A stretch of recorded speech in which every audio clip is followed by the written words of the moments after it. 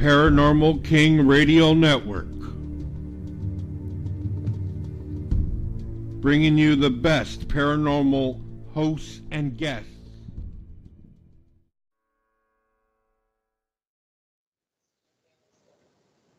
Good evening and welcome to Voices Kirik.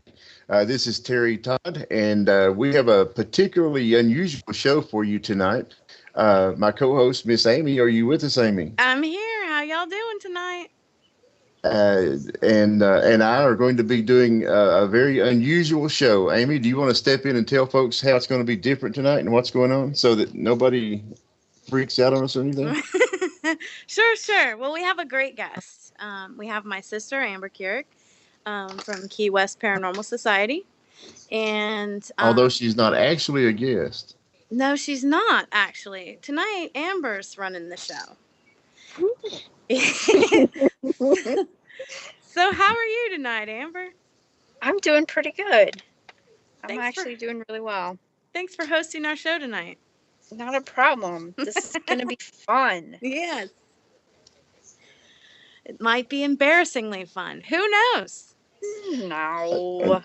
And let me just say real quick, the reason for this is we've done this before and had good results with it. And I've had many people want us to do it again, whereby the host brings someone in and they interview the host. So tonight, you're going to find out all sorts of things about me and Amy that you probably wondered about, probably a little bit more than you want to know in some cases.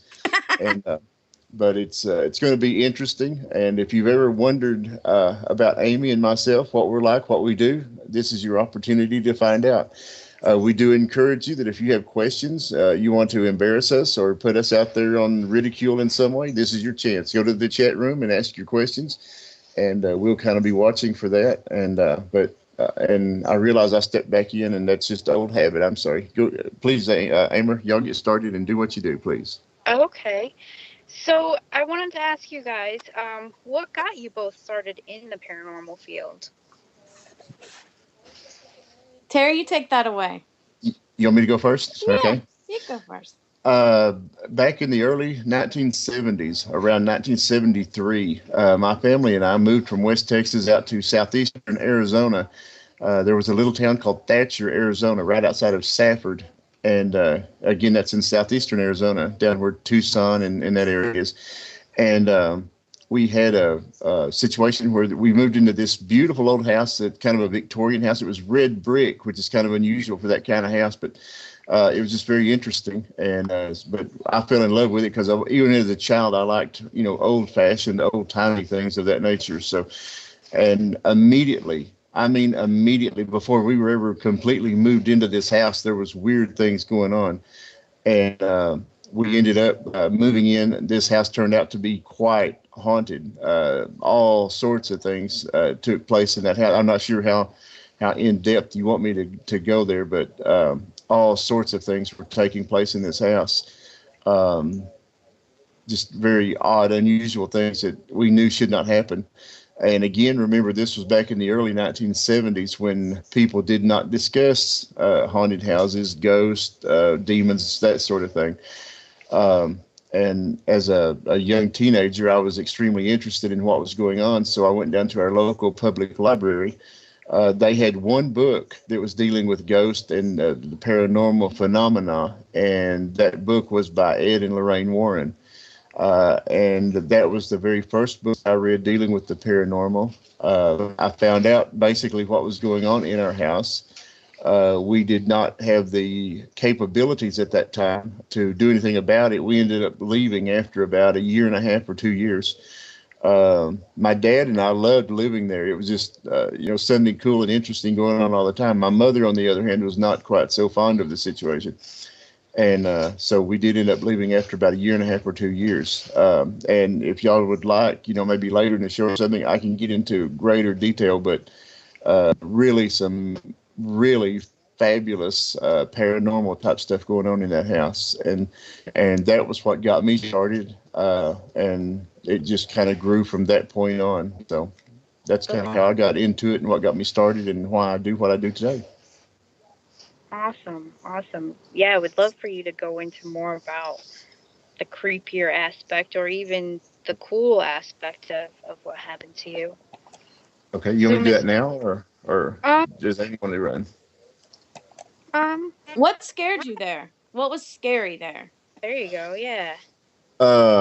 Probably the scariest, the weirdest thing of the scary variety was whatever spirit was in this house, and we're not sure if it was a spirit, a person spirit, or a poltergeist, or what the situation was. But and you got to remember, I was like 12, 13 years old when this was going on. Every time I was alone with this spirit, it would push me down. It would literally knock me down, and that was probably the freakiest, scariest thing, when something that you absolutely cannot see but you can feel it will come up and knock you down, push you down, trip you up, something of that nature. And that was probably the scariest, weirdest type of thing. And there's even a tale to that. Many years later, we went through that part of the country. The house is now gone. They tore the house down. Uh, and it was at some point, and many years later, we were traveling through the country, and I stopped and got out of the car at this house. And again, oh, and by the way, I was the only person this spirit pushed down. I was the only one that it did that to. We stopped, got out of the car. I got up, stood up, and something hit me on the back and pushed me down on the ground. And I was, as a grown man, pretty much at that. The spirit had remembered me from all those years, and as soon as I got in the car, it pushed me down again. So I thought that was kind of interesting. But It didn't push anybody else, just you? no, just me. But everyone else had experiences? Oh, absolutely. Absolutely. Yeah. We each had our own different little things that happened to us. I was the only one that got pushed down. Every time we would leave and go to town, and it was a very small community, you'd run down to the grocery store at the corner and be gone, 5-10 minutes, something like that. But every time we would leave that house, every single stitch of clothing would be taken out of my mother's closet and stacked up in the living room floor. Wow. Everything that was hanging in the closet would be stacked up neatly in the middle of the living room floor when we got back. And it didn't matter if you were gone 2 minutes, 3 minutes, 5 minutes, 10 minutes. If you were going out of the house for any length of time and came back, every bit of her clothing was taken out and it was only her clothing. It was taken out of the closet and stacked up in the middle of the living room floor. What do you think that type of haunting was? Looking back from what I know now, I believe that there was. I do not believe that there was ever any type of demonic type stuff, because the things that we encountered there was a lot of silly things, a lot of weird, unexplainable. I don't know. And from what I was able to find out about this house, I believe that someone who had lived there at one point did not want to leave that house.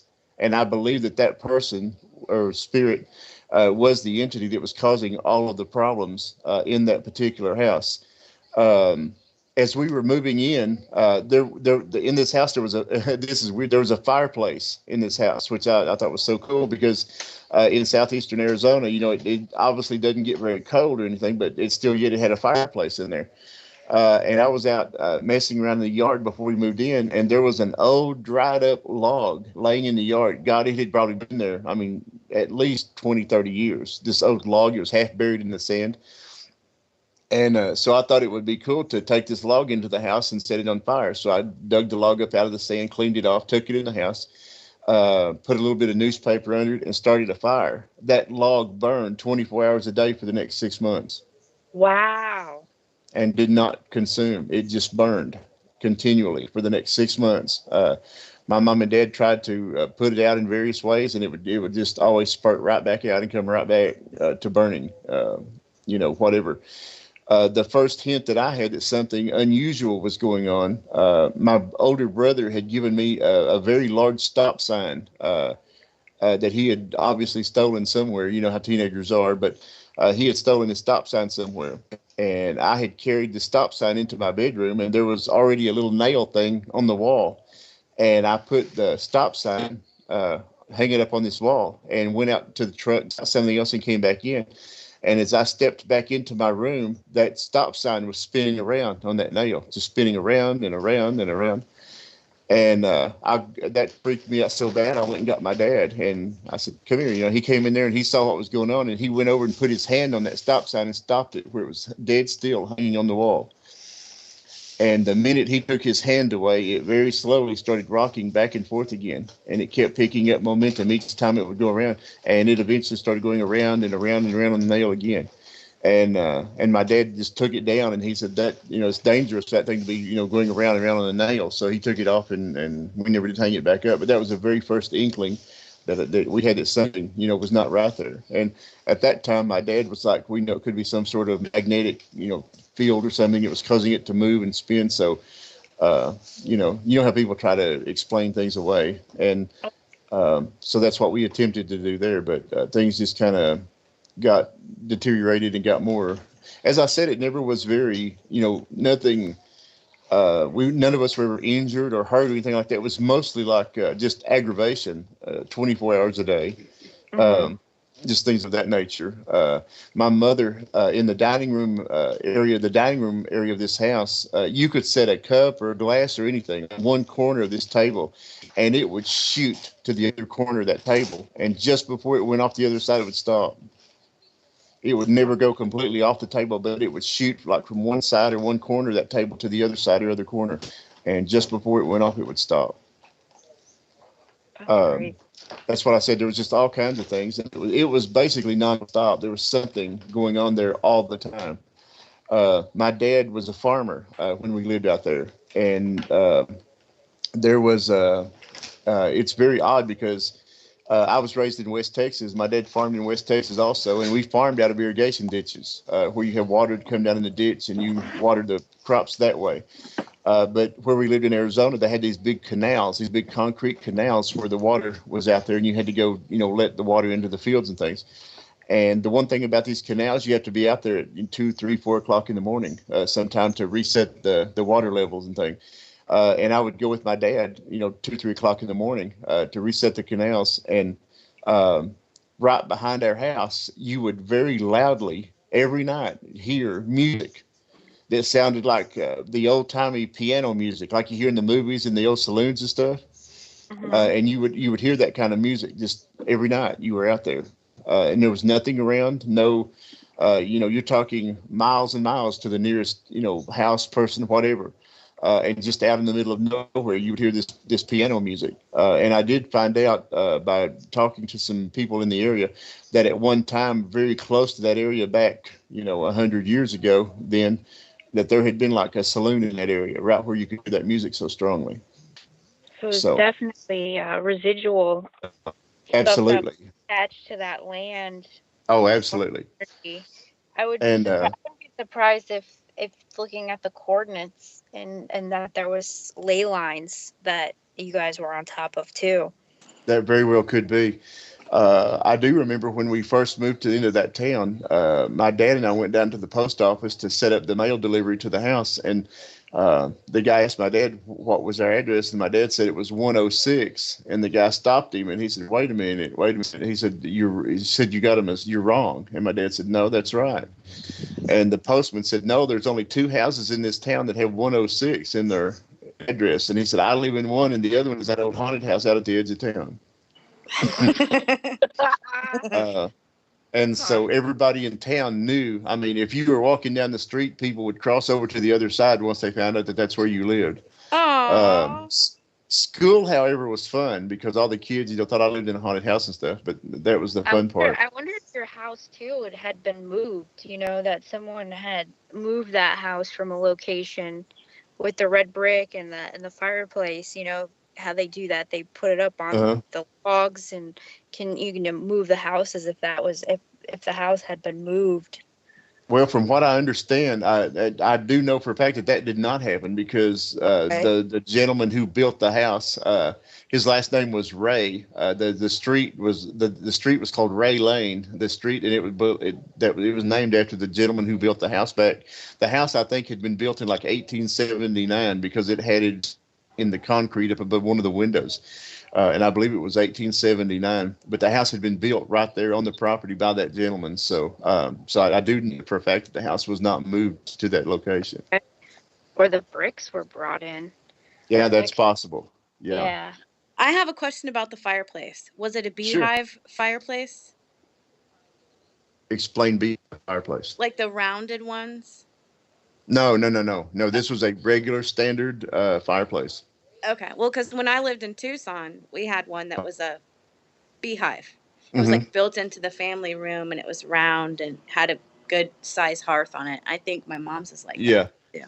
I think the thing you're referring to as a beehive fireplace came along much more recently than when this house was built. Because the house obviously would, it had just a regular squared off fireplace, so it Okay. probably was patterned on the ones from back east or something. I would have. I think the beehives came around in the 1950s. Yeah, probably so. But I mean, it was just there was constantly something. Like the beehive hair. Yeah, probably so. I'm sorry. I had to just throw that in there. Yeah.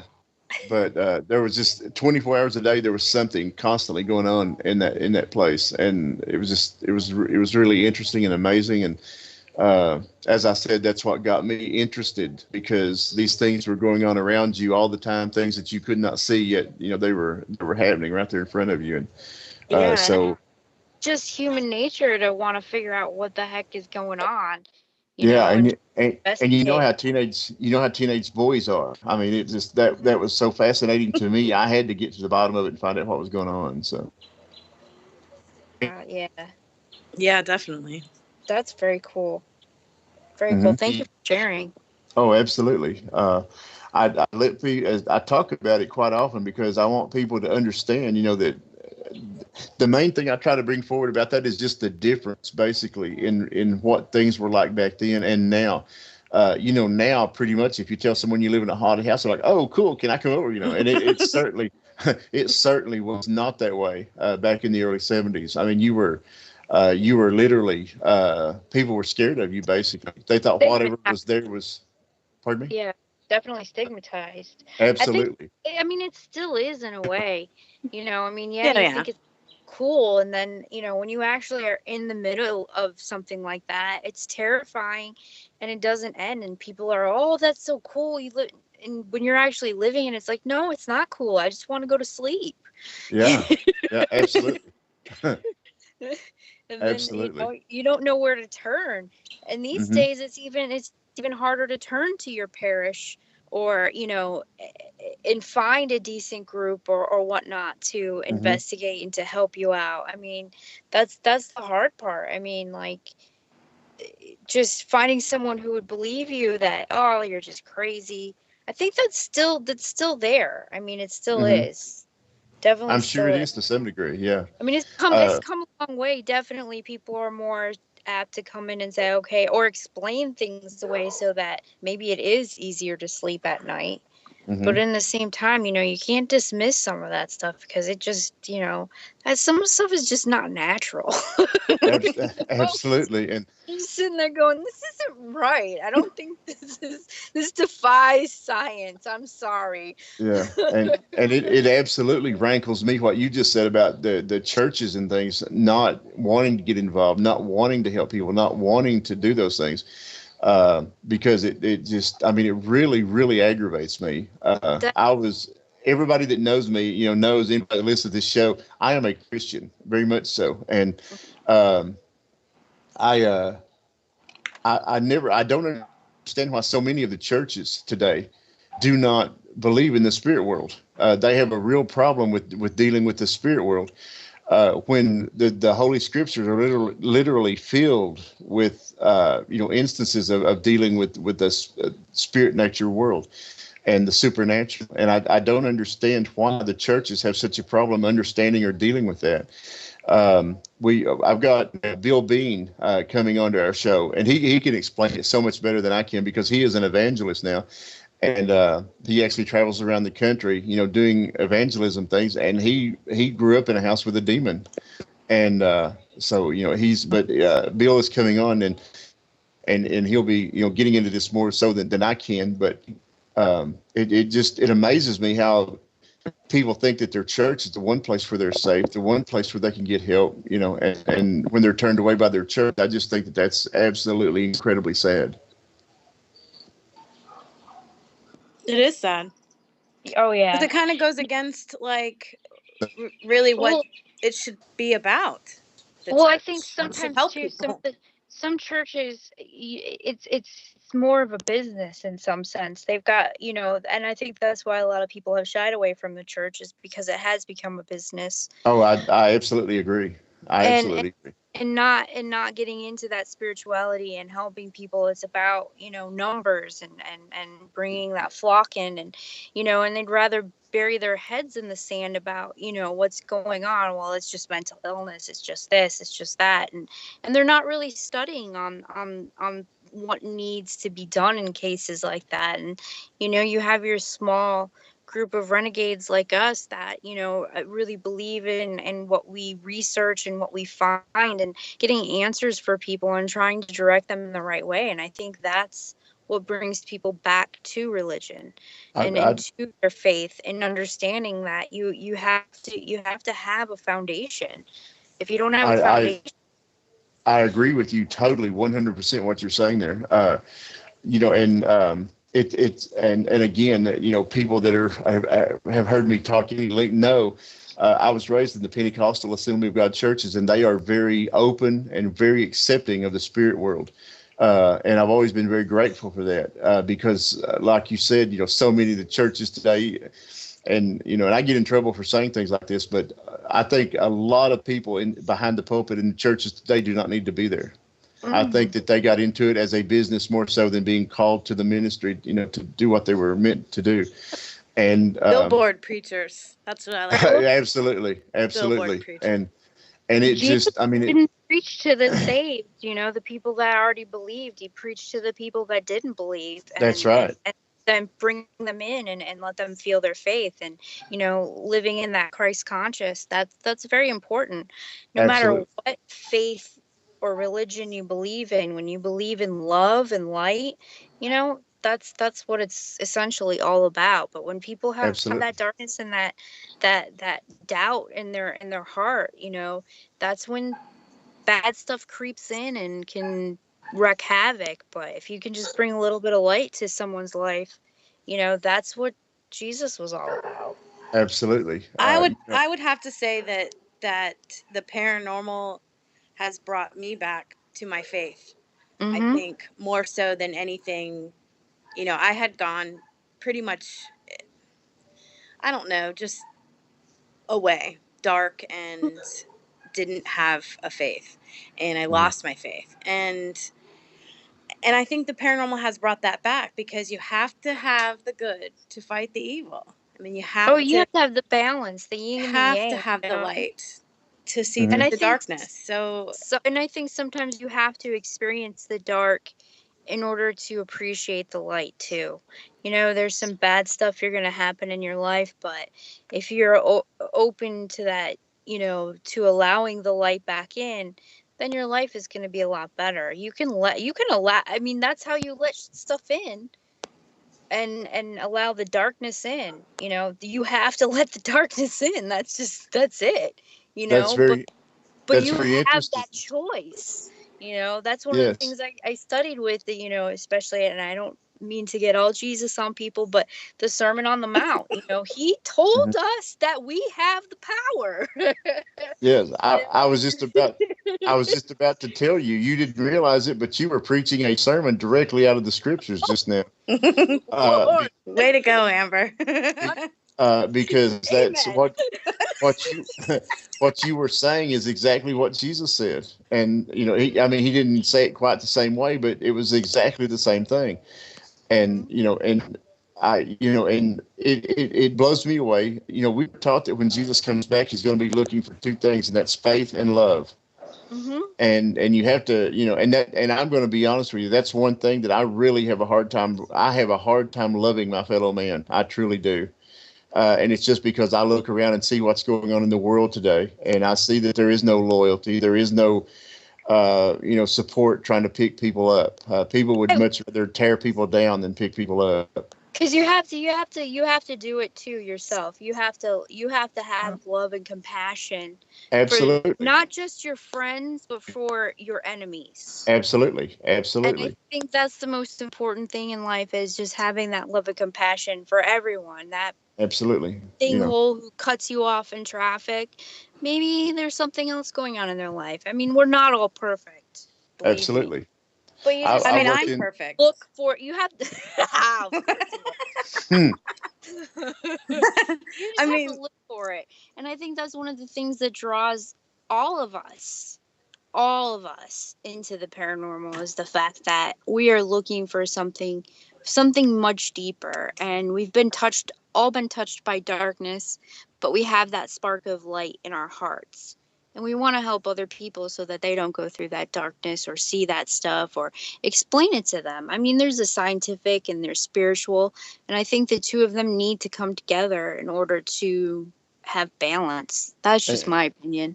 and I think they do. More and Absolutely. more, more and more and more, science is discovering that what we read in the scriptures are absolutely true. I mean, and even history's backing it up. Science is backing it up. It's very interesting how people who set out a lot of times trying to disprove the scriptures end up doing the opposite. And I do not want this to be a program about religion. I've never wanted that for But our show, but I think, it's part and parcel of what we do. You cannot but talk about the paranormal without bringing it in. right, and absolutely, and I don't think it's about religion. I think it's about spirituality, and whatever you may call it, or what, the light, the love, the Christ conscious, Hmm. Absolutely. Buddha, whatever. It resonates with all of us within when we're looking into the light. I mean, because the dark is the dark. It just is. And without the dark, you don't have the light. Without the light, Hmm. you don't have the dark. It's a balance in life. And it's finding that balance within all of ourselves. And I think that's one of the things that drew me to the paranormal, is just helping people understand that you don't have any control, but you do, in a Hmm. sense, and just letting go and understanding that sometimes it's just our own energy that's really screwing us all up. You Hmm. just, Absolutely. that's it. You're bringing in, I guess they would call it poltergeist or whatever, into your life. And it's not always demonic. It very well could be, if you're messing around with the dark arts trying to bring about control or have Hmm. control. Hmm. So once you see that, then you know who to call. So, like, yeah, Yeah. I'm not dealing with that Absolutely. nonsense. we got people for that. I got somebody for that. I know a guy. There isn't enough sage in the world for you, sweetie. Loud. I am just gonna protect myself and just pretend this didn't happen. I'm gonna send you the best. But at the same time, you can keep sending this stuff to these people, and if they want it in their life, it's going to keep continuing to happen. So, you Hmm. know, thank you for that. That was great. Yes. Sure. I mean, it's It's I'm part of just. it, Terry. Don't fight it. Don't fight it. We got to spread the good word. We I, have to. We have I to could sit spread here the and good talk word. about this for the next 6 or 7 hours straight through. I mean, honestly, and If people don't like it, they can tune out. That's yeah, how I feel. It's like, you want to tune out, but I think one thing is accepting other people's paths. Everyone has a different path, but the way they get there should be through love and light. hmm That's just my people get hung up on the little bitty things, I and like cats. dogma. It's all about dog. absolutely, absolutely, and I like the way you said dogma, um, That's because but My it Yankee is she's it's the Yankee. yeah, and and I have said this before. The way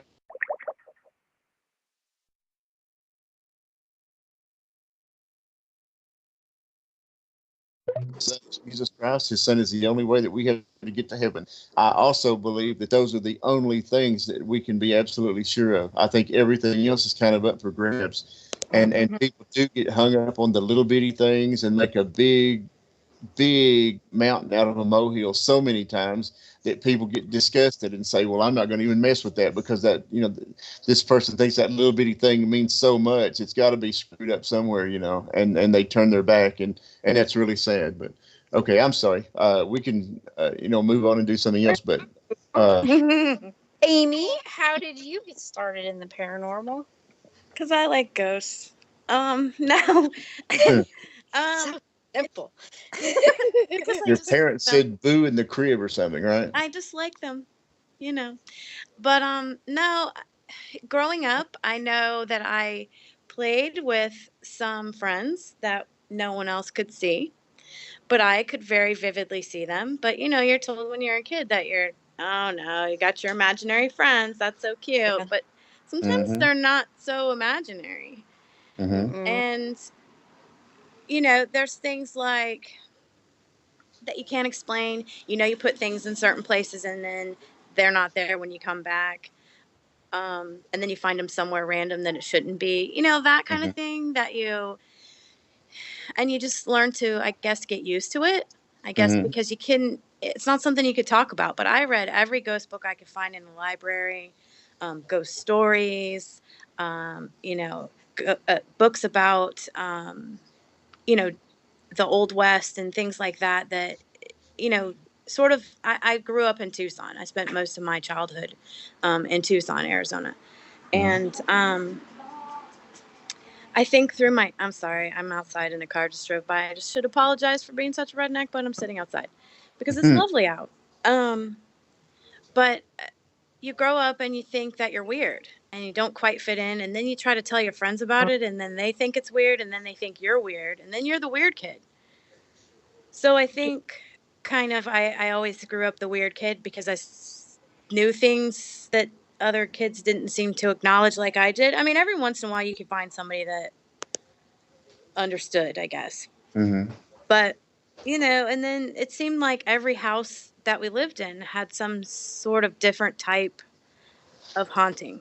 And I don't know if it's because of me. Is it something that I bring around? Is it just the houses that were chosen? Is it just, I mean, there were a couple that nothing happened. But as I became an adult, I noticed it, I guess, more. And this last house we lived in was built near Kennesaw Mountain, and it was built back in the 50s. Oh, that house was creepy. I loved that house. I There was a loved that man house. in that house that would, he watched me when I came over. I Oh, think he you're gave me you're the talking about creeps. you're talking about in On Kennesaw. Lacey Street, On you Lacey know? Street? Yeah, remember? Yeah, and that was Zach's buddy. And that Yeah. He didn't like the fact I was sleeping in Zach's room. I remember because I had my head underneath the covers for half the night. I was scared. He kept watching me. well, there were a couple times that I went and slept with Zach because he was scared. And I mean, he was what, 4, 5? Yeah. 5, I guess, maybe when we moved there. And you know, he would get scared and he would be like, somebody watches me. He was definitely a watcher. He was a watcher. He had quite the presence about him, though. He I mean, did. enough for me to be like hiding underneath the covers because I could feel him like staring at me, and I'm just like, oh, go away, go away, go away. I'm And just visiting. it was really only in Zach's room Yeah. but I had 2 episodes of psychic paralysis while sleeping in Zach's room. And Of psychic what? paralysis, where Oh, you well, yes. Yeah, and my wife has that, or she hasn't done it lately, but she used to suffer from that quite a bit. it's terrifying. And it started Yeah. when we lived in Kennesaw, and then we moved to Marietta, and it was something different, I think, in Yeah. Marietta. But, it was I lived right by a hospital that had been around since the 50s or 60s. Uh-huh. And, you're right by the square, where, some Civil War stuff went down. And the Kennesaw battlefield you could look out my front door and see Kennesaw Mountain. Uh-huh. Yeah. Definitely that land. That land was definitely hot. It was a Yeah. hot I mean, no matter where you went on that street, you were gonna be inundated. Every freaking house there probably had a creeper. Oh yeah, I mean, talking to our neighbors, we became friends with Marcus next door, and they had the same type of stuff going on. But I mean, we had things like where it sounded like, I think within the first week or two of us moving in, where my husband and I were both in bed, and we heard what sounded like a whole shelf of glasses shattering, is what it sounded like. And I'm like, oh crap, really? And they had just replaced all the cabinets in the kitchen. I'm like, maybe it was not. And we got up, so we're up and we're flipping on every single light in the house looking for what's broke. I have cats too, so cats do destroy things sometimes. But I'm looking around, the cats are acting fine, and nothing's broken. We're all walking around flipping on lights in our underwear looking for, something. And there was nothing. There was nothing broken. There was nothing out of place. It was just this whole loud sound. So I started questioning the neighbors shortly after that. Have you ever heard about anything, happening? Has anyone ever died in this house? And sure enough, someone died in our bedroom. And but not in a violent way. He was a chef and he had some health issues, and I think he probably, had a heart attack or something like that. And so we had an episode with the stove where I woke up, went into the kitchen to get ready, and the oven door was open. And so I went to Ken. I was like, "That's not funny. Are you trying to scare me? Like, why is the stove open?" I'm like, "Did you do that?" He's like, "No. Why would I open it?" Because I was the first one to get up, and nobody would have been up. So, I mean, it was weird things in that house. You would lay down at night and you would hear what sounded like the TV was on. And you get up, make sure everybody's TV was off because everybody should be in bed, and nobody's TV's on. But it's like a whole TV Like conversation. chatter. Yeah. Yeah, chatter And in the background. my husband, who's a huge skeptic, he's like, I'm like, "Do you hear that?" Or is it just me? He's like, "No, I hear it." He's like, "I hear it a lot." I'm like, "Okay." He goes, "Like it sounds like the TV's on?" I'm like, "Yes." He goes, "Yeah, I hear it all the time." Okay. Another And you night. don't find that weird? No, not at all. Yeah. And then it Hmm. seems like it would pick up right before I would go on an investigation. Like one night before we did a house that was on the Kennesaw battlefield, and an old farmhouse that was being redone. That night, we were both laying in bed and our bedroom door flew open. Now we have cats. Cats push the door open. They kind of nudge. It's not a full on. This was a full on, like somebody put their hand on it and pushed it open. And so Ken sat up and looked around, and there were no cats. And he's like, "There's no cats in here." I was like, "Okay. Did you see that?" He goes, "Did you see that?" Hmm. Like, "Yep, I saw that." He's like, And he's still skeptical about these things. he maybe not as much as he was, but yeah, I think he's still I kind of a skeptic.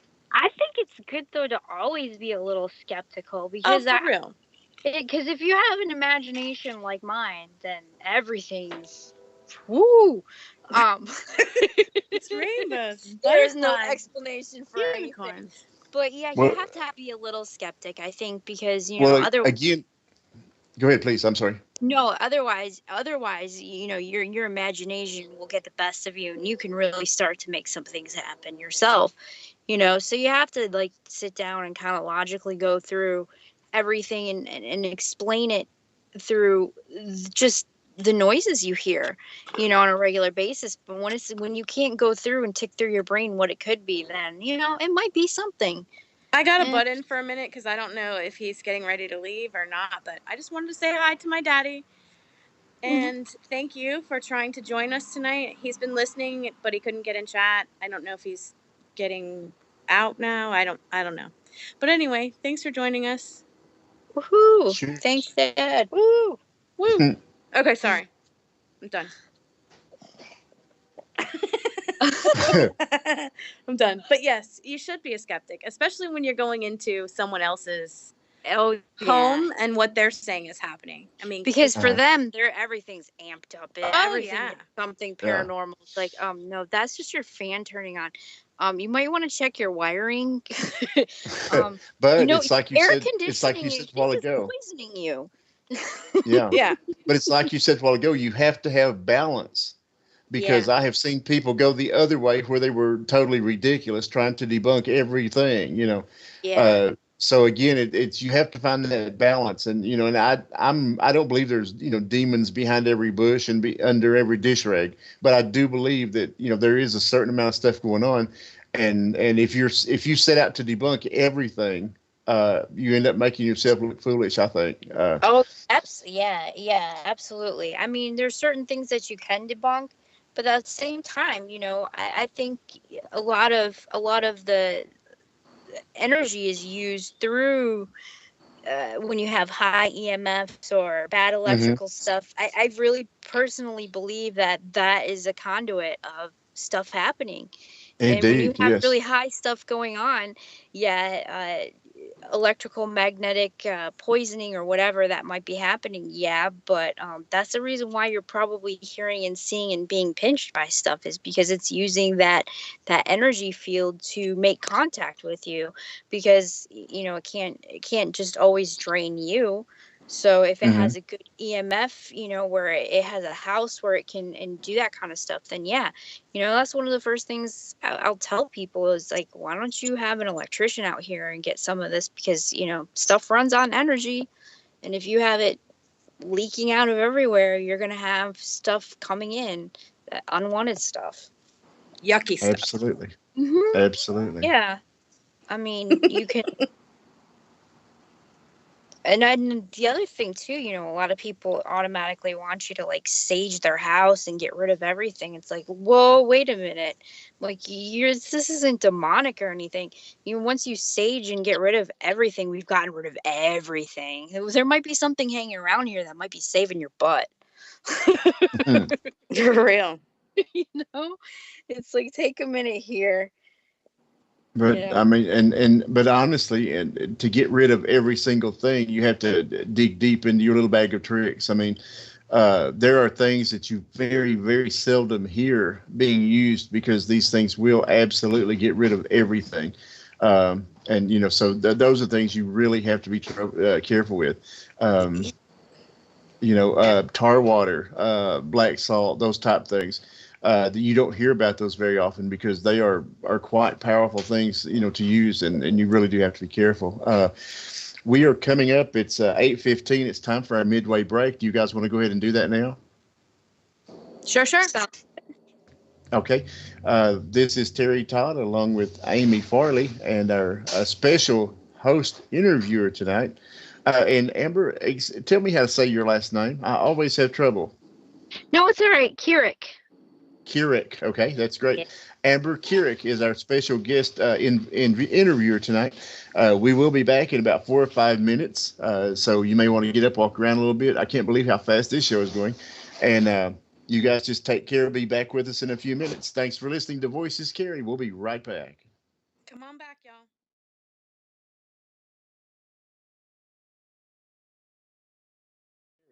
This is your favorite paranormal radio show right here.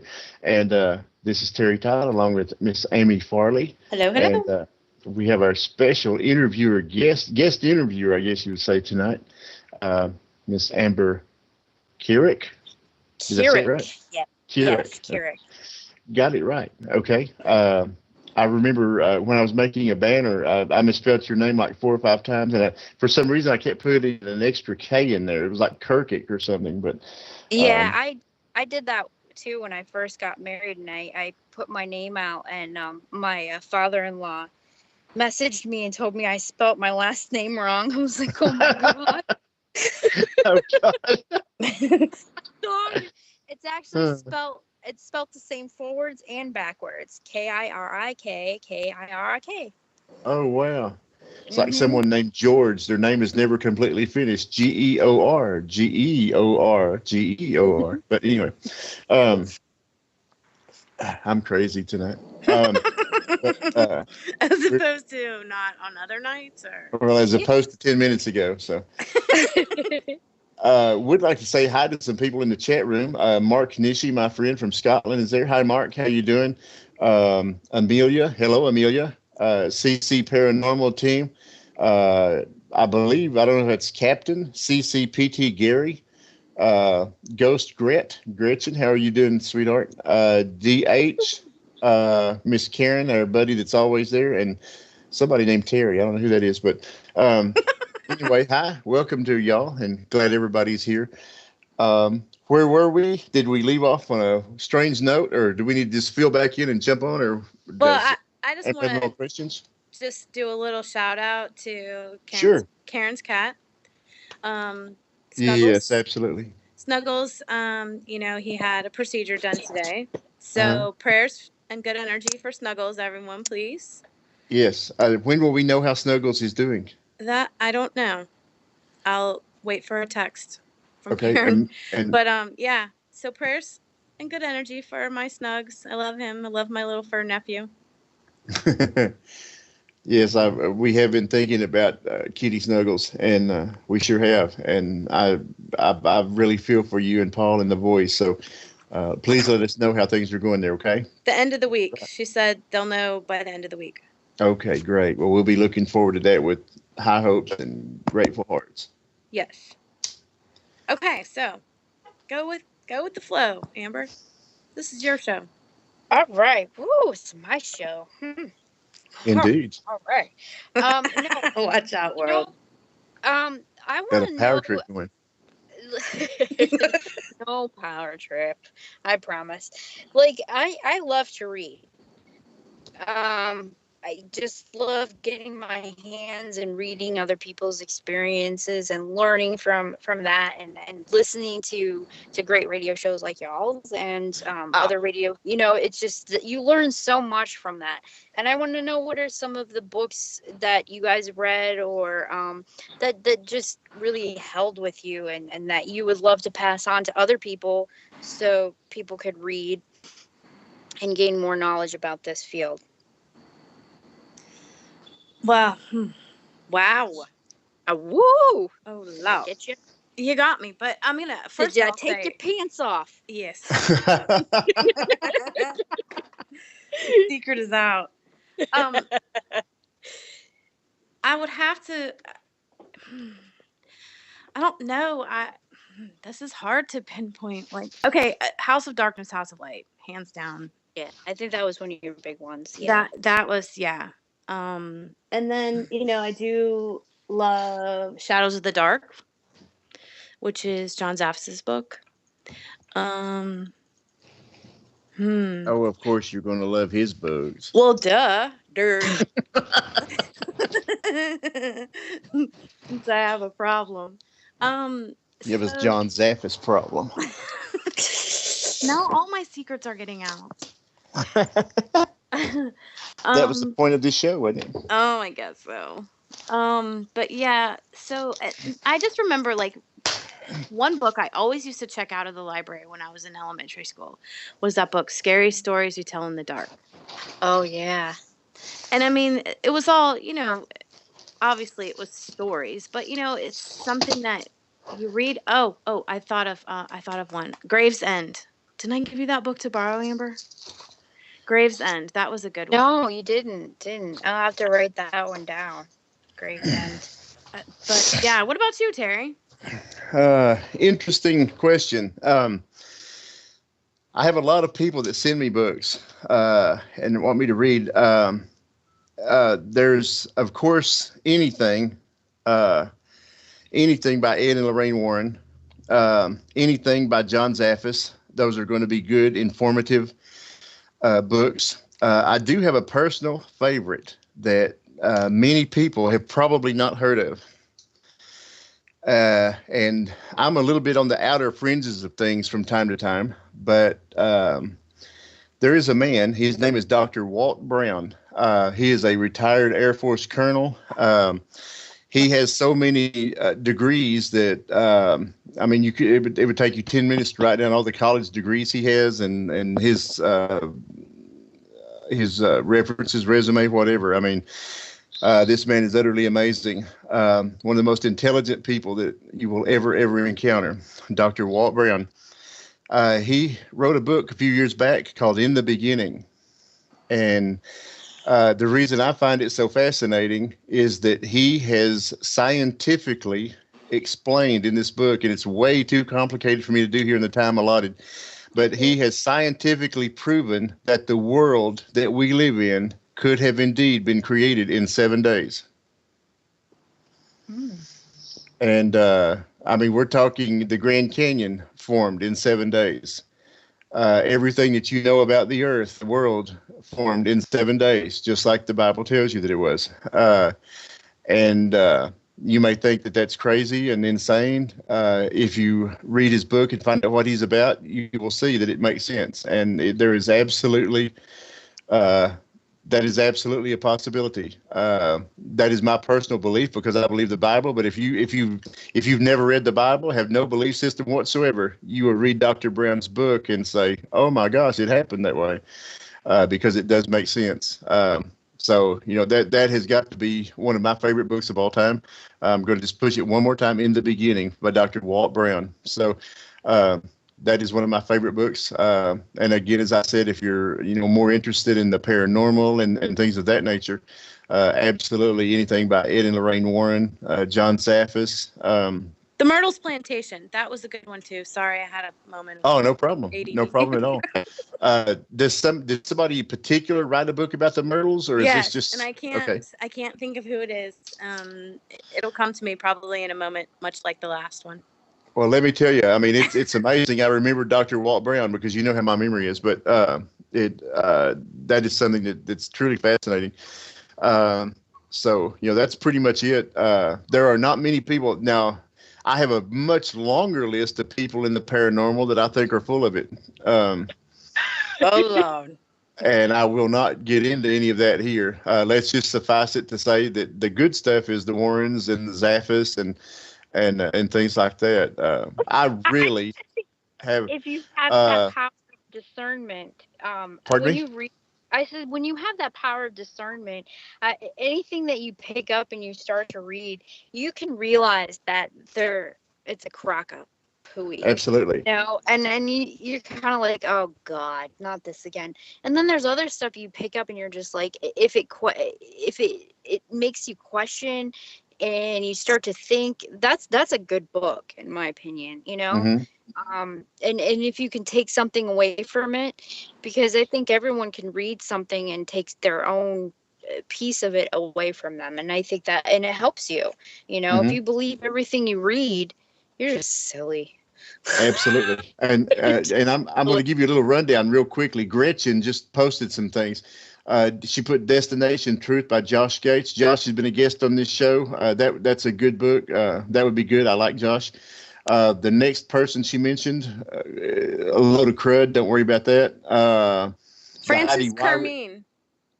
The Heidi Warwick story. I'm glad that she put up the Heidi Warwick story because I didn't know who had written a book about that. And she said this by Joyce Cathy. Also, the Encyclopedia of Demons and Demonology by Rosemary Ellen Guiley is excellent. Excellent. If you have an interest in demons or demonology. Definitely have that one. The one that really, really set me going was, I think, the Ed and Lorraine Warren's Demonologist. Is that what it is called? I think it was called Demonologist. Yes, I think so. Yeah. Oh, that book, I think every paranormal person absolutely in that field needs to read that book. Like that book, just like it hits you. And it helps explain a lot. It helps you understand, and it really gives you a really good outlook on it. I think that should be like your go-to book for everyone who wants to get into the field, has an interest. If you haven't read that book, then yeah, you probably don't have an interest in it. Absolutely. I'd like to ask real quickly. Gretchen just put up and she said Joyce Cathy is her aunt. Whose aunt? If you could tell me, Gretchen, whose aunt Joyce Cathy is, I'd appreciate it because it's kind of hanging out there on its own, and I'm not sure. Her aunt? But anyway, we'll get back to that. So, Heidi Warwick's aunt. Okay. I have another question for you guys. Yeah. Are you? So okay, sure. I wanted to know, what what is your most, how do I put this? Where would you guys love to go and investigate? Like, what is the top of your list of investigations to do? Tombstone Tombstone? or Bisbee. Yeah. Just one, Amy. I just said Sorry. one. Sorry. You know I don't follow directions. I am not the direction follower.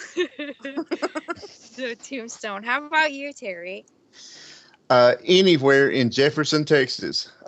Jefferson, Texas is one of the most haunted towns in the United States. The whole town is reeling with spirit activity. So any building, any home, any building in Jefferson, Texas, I would love to go to. So that's one of my wants to some days. I've been to Tombstone. Spent a lot of time at Tombstone when I was younger. But I've never done any sort of investigating there. So that would be interesting as well. Yeah. I think not only does the paranormal and the spiritual, but you're also kind of a bit of a history buff too, because the history of places draws you to that, and the residual energy that's there that there's just, like here in Florida, there's just so much stuff here in Florida between the Indians and the settlers and the Civil War, and just to go and just the land itself is living, and full of energy. I just love that personally. Yeah, I do. Personally. I don't know if anybody else saw it or not, but I think it was a couple of weeks ago. We had Brian Cano on the show, or Cano, and he just spent several days in Tombstone, posted a whole bunch of pictures on Facebook. I know, I'm so Tombstone, jealous. and it really, really clicked memories with me, because nearly every picture that he was posted, I've been there, seen what was in these pictures stuff, and it was just really fascinating. And I've not had the opportunity to take my wife there, so I was showing her some of these pictures that Brian had posted. I love the cemeteries. Yeah. I used to spend a lot of time at Boot Hill there in Tombstone, and places like the Birdcage Theater and so on. So much of that stuff now, the places like the Birdcage Theater, the Crystal Palace Saloon, those places have been built up and done up for the tourist. That it's really sad sometimes to see, some of the things that they've done trying to attract tourists and stuff in there. But there is enough real history there to make it fascinating. Well, that's why we go after dark, so we don't have to deal with the living. Yeah. Amy, when you lived out there, did you ever get out to Old Tucson where they filmed all the movies and stuff? Oh, yeah. I remember going there as a kid. And then I moved away. Let's see, I was probably in 5th grade. Moved to Florida for a while. Moved to California. I ended up in my adult years back in Tucson. I just wanted to go back home. Yeah. So, yeah, it's a cool place to go, and just to see the sets. And, I mean, it's fascinating. It's fun. I worked at a bar that was kind of on the way to. I used to be a bartender in my younger days, but I worked at a bar that was kind of on the way, but it was an old building that the bar was in, and it was really cool. It wasn't a place you really wanted to be once the lights were out, especially. I don't know. It was, you didn't want to be alone, especially in the kitchen of the bar. It was creepy. Wow. But, I mean, so much history there. There's so much energy. And Indeed. And I'm going to go ahead and throw something out here that the people that are listening may be interested in hearing, because I don't think we've talked about this on the show. And this is fascinating to me. I live right now in southeastern Alabama, and Amy lives over outside of Atlanta, Georgia. We've not encountered each other as adults. We've not met or anything, but an interesting little tale through talking with each other. We have discovered that I lived in Wilcox, Arizona, which is about less than 100 miles from Tucson when Amy was born. When Amy was born, I lived less than 100 miles from where she was born. And so I just thought that was fascinating that all those years ago we were that close together, and then here we are doing a show together all these years later. But it's weird how energy works that way. It does. It really does. A city. Now, I was only about 10 or 11 years old. I don't want to seem like I'm an old fuddy-duddy or anything, but but I lived about it's actually, I think, about 70 miles from Tucson. So I lived about 70 miles away from Tucson when Amy was born in Tucson. And I always just thought that was so interesting and fascinating and cool, and put anybody else to sleep, but I thought it was interesting. So It is. Yeah, no, Thing. Arizona is one place that's on my list to go. Anytime I plan vacations, they have to be haunted locations. My husband doesn't dig that all the time, but whatever. yeah. I was talking to Amy here the other day.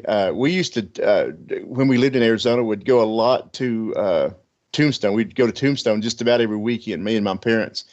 That was way back before I got married. It was me and my parents. And there's a little bitty town between Wilcox and Tombstone called St. David, Arizona. It's a fantastic little town. It's out in the middle of the desert, and it's like this little oasis where there's trees and grass, and it's just a beautiful little town. You're traveling along the highway, and it's 115 degrees and all this, and all of a sudden you're in this cute little green valley where everything is green and warm, and and cool and lush, and there's a little creek that runs through town. It's just this beautiful little place. So if you ever get out there and you ever have a chance to pass through St. David, Arizona, you'll be glad you did, because it's just one of the coolest places on earth. This message has been paid for by the St. David Chamber of Commerce. I'm sorry. Sorry. Sorry, I'm a bug.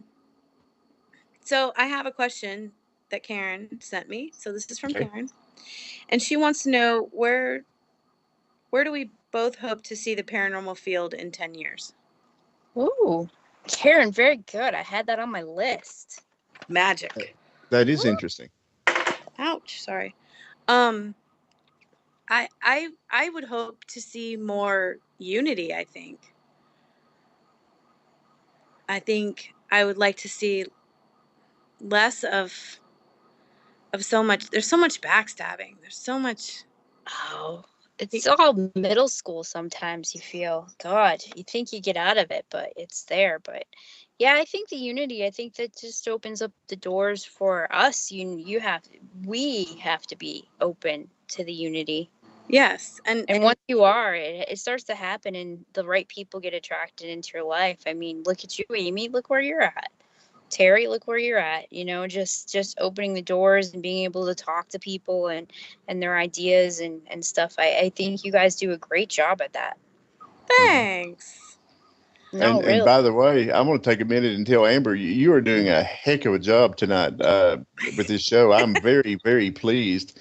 And it's a real treat to have you here, and you're extremely professional, which I don't know why that it's not really surprised me, since I didn't know what to expect or not. But I'm really glad because her sister's so goofy. No, not at all. But it's just I'm trying to pay you a compliment. I think you're doing a heck of a job, and I'm really proud of you. So I listen to you a lot. I listen to you guys a lot, Terry. You and I, Terry, we have a lot in common.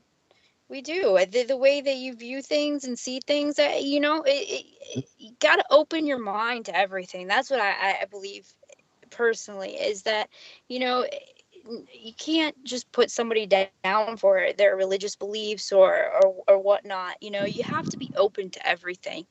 Yeah. And once your heart is open and you're going to get hurt. Yeah, granted, but that just makes you love more. And when you have your personal beliefs and you hold strong to that and they don't waver, I find that important in our profession. It's just to have that strong faith. That's cool. That's what I believe. Yeah. Well, I think there would be so much more if people would just come together. Well, because it's their egos. Everyone it is. Egos. It is. Oh, I'm going to be famous. I'm going to be rich and famous. Go ahead, be rich and famous on a TV show. Granted, the producers are going to be making more money than you are. Right. It's just be authentic, be yourself. Go out there and do things to help other people and lift other people up. I think in all you do in your life, that's just what I believe. Just lift people up. Absolutely. People get smacked like ants all the time. Why do you got to be that person? Absolutely. Yeah. Yeah, you get angry. get mad, whatever, but you move on. Don't Yeah. resonate in it. And Otherwise, the other side wins because they want that negative energy. They feed off that. That's their absolutely, food. Give it to them. Go ahead, give it to them, and you're gonna keep feeding them. But you put that light and absolutely, love out there in the world. absolutely. I agree Definitely. 100%. And getting back to your question, I do agree with Amy. The unity thing is something that desperately needs to be dealt with and put back in place. I would like to see a great reduction in the number of crappy paranormal television shows. And Well, as long uh, as you crappy producers out there yeah, feeding I Playboy understand. bunnies to run around naked, Yeah, Oh, I while love that email we investigating got about. places, like, good Lord Almighty, come on, like, yeah. Yeah, Southern Paranormal got that invitation. Do you want to? Really? oh, People you don't just, want to see that. They really don't want to see that. I'm sorry, I don't want to be sitting in no rickety old house with no clothes on. Where the heck are you going to sit? And where are you going to put your mag light? Exactly. And then you have to think about the spiders. And spiders are going to crawl and they're going to get, oh no, I'm good. No, no. And people don't want to see that. Dust spiders. Oh, Lord. Oh, dear Lord. Yeah. Well, That just doesn't sound very sanitary. I'd be like, no, I'm not crawling into that hole naked. You can do that yourself. Good luck fitting in there. Have you seen half of us? and Oh, man. Yeah, that's and, just not. and you can tell the quality of the television program, the paranormal are just, I mean, going You down the know where toilet week by week by week. I have to say where it started. I remember what I watching gosh, the Roto Rooter guys back in the day. This Hmm. was like 10 years ago. Hmm. And they would do homes and they would do whatever. And I Hmm. I, I respect their work. Hmm. Grant and I can't think of his name right now. But Jason. Jason and Grant, and they still have a lot of respect for the field and they still bring a lot of respect. Hmm. Um and those were the guys that I watched Hmm. from the get-go, the beginning. And then you have your other, shows that would come on and it's pure TV's entertainment. Uh-huh. It is entertainment. And if you believe everything you watch on TV, you're just nuts. It's just Absolutely. entertainment, there for entertainment purposes. You can learn some things and you can find out and do your own research, but you have to be smart enough to do your own research and find out things. And that was one of the things I loved about that show is that, they did a lot of home investigations and then Yeah. it got away from it. They still do it, but the TV show just didn't, the producers didn't put that on film. And he talks about that. Yeah. We do, and we can only choose so much, and they put on what they can. We still do the personal investigations, because I think Yeah. that's where it resonates. You can do the big investigations and you can go into these haunted locations and you can be charged ungodly amounts to go and investigate these places because somebody's making money. But at the same time, where we start is in people's homes. We're Uh-huh. invited into people's homes to make a difference and to help them understand as to what's going on. And you keep to that. You have to keep to that. Otherwise, you get, I want to say jaded, because you're all about your ego. There you Yeah. go. Your ego gets in the way. There you Once go. your ego, once your ego gets in the way, it's a downfall. If you think you're going to make money off of doing some show, the producers are making way more money. That's Write a right. book. And Write a and book if you want to make there's one money. Write guy a that book. there's one guy that has a paranormal show on right now. I'm not going to say his name. Everybody, if anybody listens to me, they know who I'm talking about. That has two pet monkeys that he takes with him just about on What? these investigations and stuff. And this guy should not be on television. Who is Absolutely not. taking monkeys to an investigation? Oh, I was referring to his two friends that go along with him. Oh, Oh, I They're was thinking that too. I was like, wow, that's a they're cool like idea. I'm going to they're find a like monkey. pet monkeys. So and it really irritates me because I hear especially women, oh, he's so wonderful, I love him, I watch his show all the time, oh, and he is putting so much garbage and so much crap out there but that people are but like just shoveling in. at the And same time though, Terry, I believe that that's one of the shows I do watch for entertainment purposes. He's on the Travel Channel. He's on the Travel Channel. He's there to make money for those places to go in, and he has to hype up and do whatever. When they first got into it, they were for real too, but they like them because they're characters. Everyone wants a character on Well, TV. but at the same time, there's people that are sitting at home that have a real interest in the paranormal that are trying to, learn things and watch this and pick up information. And the stuff they're putting out is just not I believe that good for that. if So absolutely, but if you're really going to get into the paranormal, if you're just watching a TV show, then you're just a joke. that's right. You need to stay away from television. And bottom line, I like I said, TV's entertainment. That's what it's all about. It's entertainment. There are some good stuff on there, like people like John Zaffis and Ralph Sarchi, people that should be doing television shows. Pardon me? Those TV shows don't last very long because they're real. I know. Because they are real. There's only so much they can put on, and you have to have the entertainment value in order to bring sponsors in to make money. It's all about making money, with the TV show. Now, see, if these guys put a disclaimer that said, this is purely for your entertainment, don't watch this to learn anything, I would be fine with that. I wouldn't have a problem with it. But the fact that they're up there pushing this as real paranormal, that's what irritates me about it. Well, yeah, because then you bring goofy groups in that go in and right. And if you haven't done it, you don't realize this was all compacted into 1 hour. Yeah. In reality, it's much longer than that, and it's much more boring. There's a lot of sitting in the dark and talking to yourself. Yeah, absolutely. And now I think one of the newer paranormal programs has these black guys that are going for ghosts. I mean, what's next? Fat Scotsman looking for ghosts, or I mean, they're all going for to entertainment. It's I know. It's making money. Yeah, exactly. Because some of the stuff I've found on YouTube and stuff, it's like, wow. And some of the people that contact us, I'll go in and I'll look at these producers' bios and what they've produced, and I'm like, oh my gosh, that's wow. No, please don't. I'm not contacting them. Please don't give them my name. I don't want to be on TV like that. I don't want to be pimped out like that. I'm not doing this to be pimped out. I'm doing this because I want to actually help people.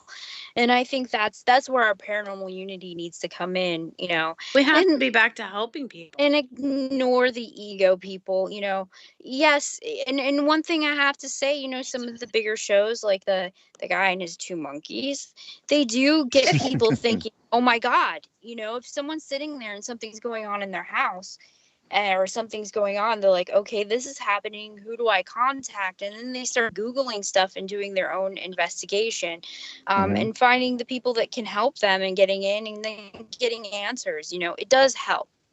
But at the same time, we know who the jokes are and who aren't, and who have relevance in this field, and who've been here, for the long haul. And there have been a lot of people that even if you mention their names, people be like, who is that? I'm like, you don't know who that is? Do you not read books? Do you not? What are you doing in your spare time? Because I'm just absorbed. Everything paranormal, religious, just learning about everything that I possibly can so that I can help whomever to understand what they're going through. Absolutely.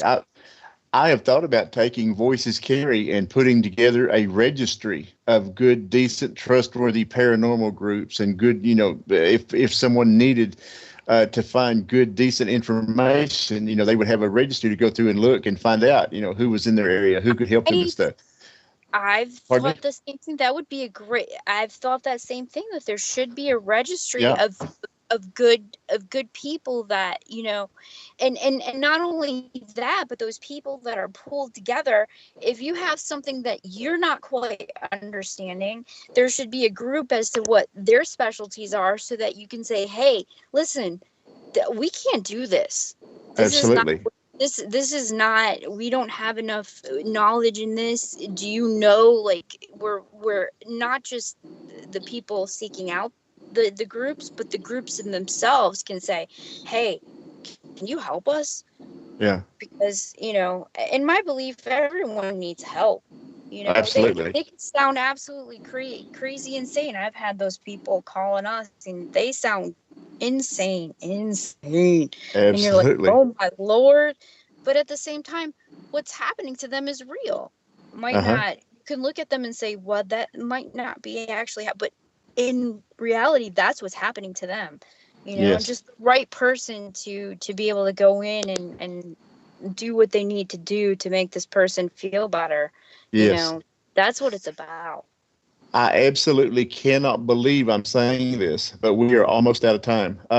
Do you have any last minute questions you need to slip in before we go? Because I mean, we're literally down to just a few minutes. Go No, for it. I can't believe that went so fast, you I guys. No, know. you guys answered a lot of questions. I hope everyone got to know more about y'all through my questions. I hope I did a good job. You Oh, did you a did. great job. I'm very We'll pleased. we'll have to have you back as a co-host sometime. Absolutely. That would be great. That was I tried to fabulous. But yeah, you did a great job. You know, I don't know if we missed anything, but you know, Hopefully, I didn't talk too much. no, it was good. It was a good show. We got to hear a little bit more about you too. Yeah. Absolutely. And like I said, you know, this we've done this from time to time on this show, and I think Not we with should do me. no, not with you. This first time I've done it with you, but I think we should do it some more because I enjoyed it, and I can't believe how quickly the time went by. Yes, Yeah. yes. That's my indication of whether or not we had a good show. If the time goes by quickly, that means that you know everybody was enjoying it and it went Oh, well. yeah. You gotta hate it when you're like, oh my God, we have another 15 minutes to I go. know it. Yeah, Oh, and believe me, there have been some of those. shut yours up already. Oh my. But Absolutely. we love y'all for listening, and thanks for being in chat, and thanks to Karen for relaying some questions, and you know, we appreciate y'all for coming back. Absolutely. Next, So I just have to say, next Tuesday, should I say yes, now? Oh, I'm oh, leaving that up to oh, you. oh. Okay. I'm leaving that entirely up to Okay. you.